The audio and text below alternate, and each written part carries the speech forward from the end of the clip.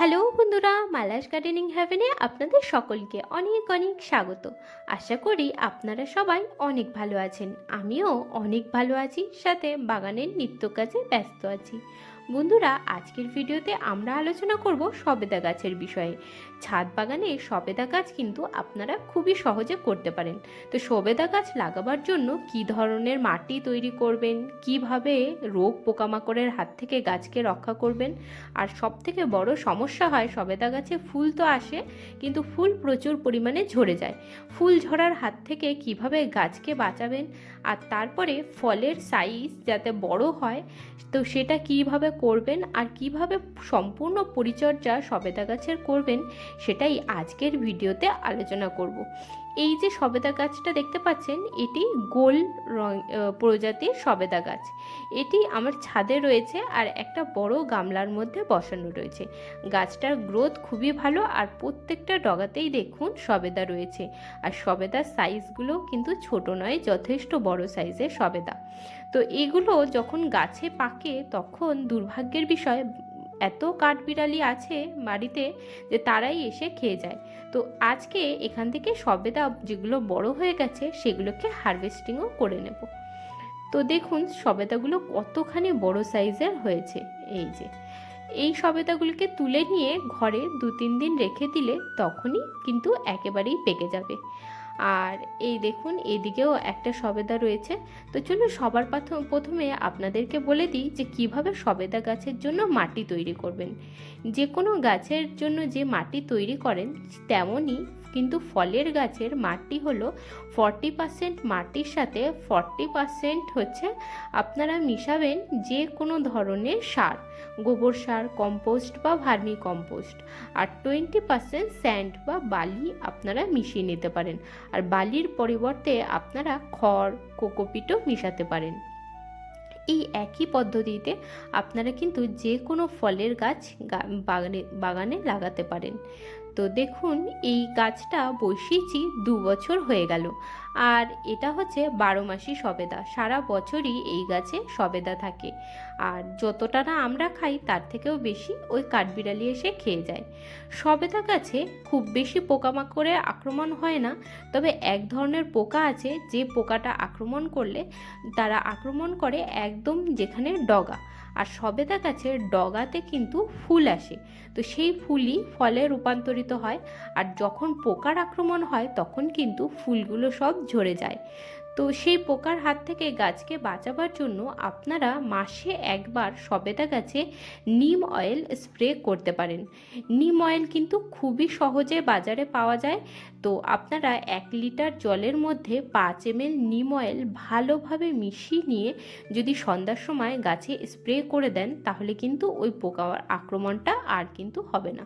কিছুদিন আগে আমার এই গাছেও পোকার আক্রমণ হয়েছিল, তো নিম অয়েল দেওয়ার পরে তো দেখছি এখন কিন্তু আর পোকা নেই, নতুন ফল আরও অনেক ধরেছে। তো এরপরে আসি গাছে খাবার দেওয়ার বিষয়টাতে। সবেদা গাছ যেহেতু একটা ফলের গাছ, ফলের গাছে কিন্তু ফুলের গাছের মতন প্রচুর পরিমাণে খাবারের প্রয়োজন হয় না। এই গাছে মাসে একবার শুধুমাত্র সরিষার খোল পচা জল একদম পাতলা করে দিয়ে দিলেই যথেষ্ট।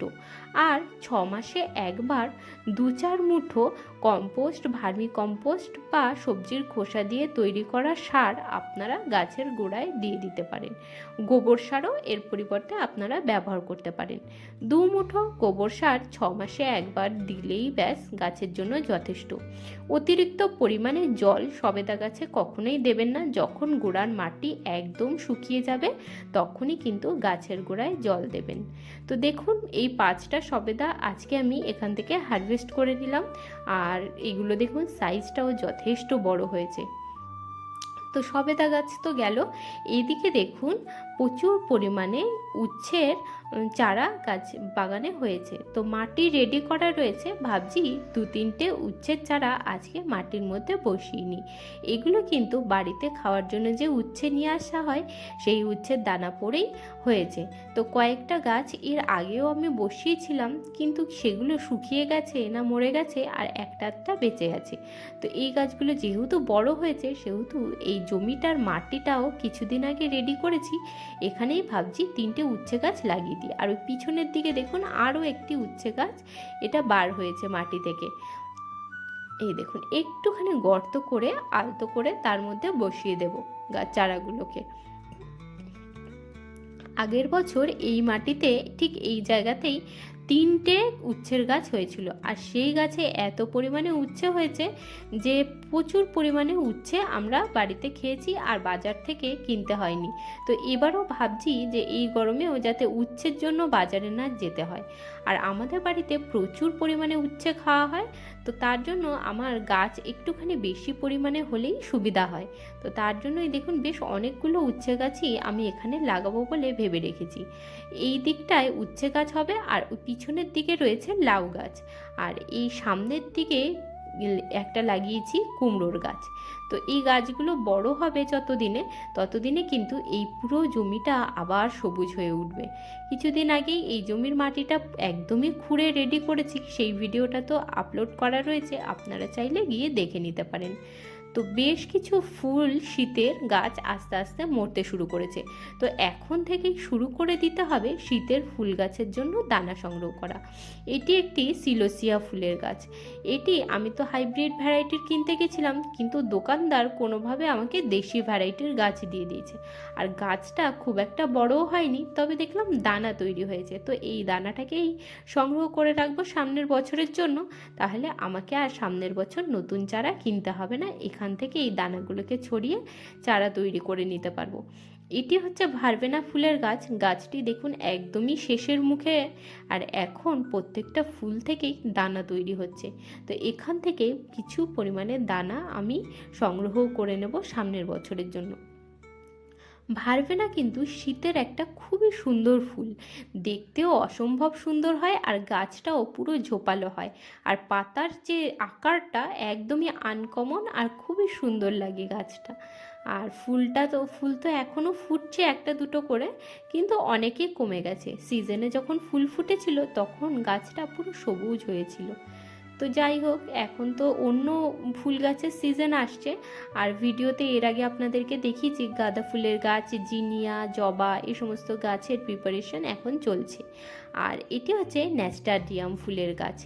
এবার এই গাছটা প্রথমবার আমি লাগিয়েছিলাম, তো এই গাছের বিষয়ে আমি বিশেষ কিছুই জানি না। তবে গাছটা যখন হয়েছিল শীতকালে পুরো একদম গোল হয়ে একটা রাউন্ড শেপে, আর প্রত্যেকটা পাতা একদম পদ্ম পাতার মতন দেখতে, আর ফুল ফুটে গাছটা ভারী সুন্দর লাগছিল দেখতে। কিন্তু এখন এই গাছটাও একেবারে শেষের মুখে, তো দুটো একটা যা ফুল ফুটছে ফুটুক, আর আমি এখন থেকেই শুরু করে দিয়েছি দানা সংগ্রহ করা। আর এই ফুলের দানাগুলো দেখুন একদম বড় বড় সাইজের, একদম গোল গোল, আর দানাগুলো এরকম 3টে কি 2টো করে ধরে।